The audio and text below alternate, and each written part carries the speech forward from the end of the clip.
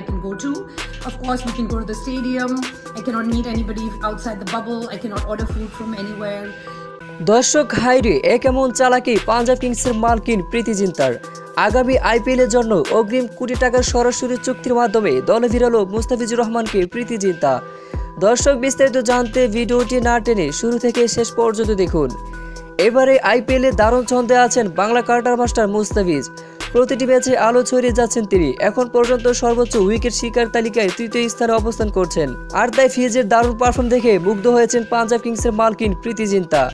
আর সেজন্য আগামী আইপিএল এর ড্রাফটের আগে সরাসরি চুক্তির মাধ্যমে অগ্রিম সাইনিং করিয়ে রাখলেন মুস্তাফিজুর রহমানকে প্রীতি জিন্তা।